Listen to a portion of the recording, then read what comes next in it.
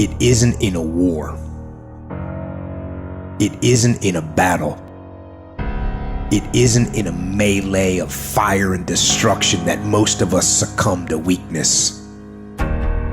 We are taken apart slowly, convinced to take an easier path, enticed by comfort. Most of us aren't defeated in one decisive battle. We are defeated one tiny, seemingly insignificant surrender at a time that chips away at who we should really be. It isn't that you wake up one day and decide, that's it, I'm going to be weak. No. It is a slow, incremental process. It chips away at our will. It chips away at our discipline. We sleep in a little later. We miss a workout, then another. We start to eat what we shouldn't eat and drink what we shouldn't drink. And without realizing it, one day you wake up and you've become something that you never would have allowed. So, you have to be vigilant. You have to be on guard. You have to hold the line on the seemingly insignificant little things.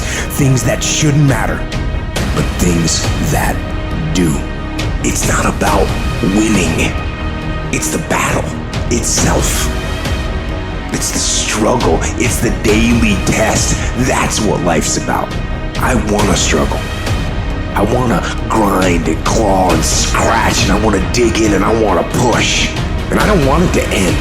I don't want to rest, and I don't want to coast. And I don't want to reach a point in my life where I say, I've done enough. No. Everyone listening to this, here's the deal. No complacency. No complacency. No backing off. No slack whatsoever. Fight. The standard is the standard. We don't lower it. We compete, we fight, we scrap, we live to fight another day. We don't retreat against nobody.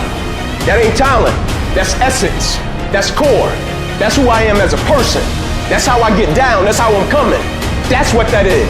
And every time you get ready to stop, every time you get ready to quit, that's you as a man.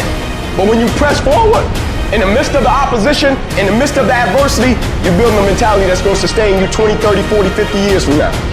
Because you want some different kind of results in your life, you've got to be willing to be unreasonable. If you want unreasonable results in your life, you've got to be willing to be unreasonable. Part of being unreasonable, you don't judge according to appearances.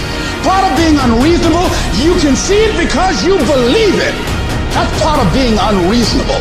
Part of being unreasonable, you must have the faith to call forth those things that be not as though they were. That's part of being unreasonable. And so I started going to work earlier. I started being the last one to leave there. I started working harder than anybody else. The other guys could not. Why would you work so hard, Les? I said, I'm not working for them. I've been cheating myself and my family. Wherever you are, whatever you're doing, do it with everything that you have. Develop the habit of giving more than what you're paid for. Develop the habit of setting standards that others will be measured by. Someone said, do not go where the path may lead, but go where there's no path and leave a trail.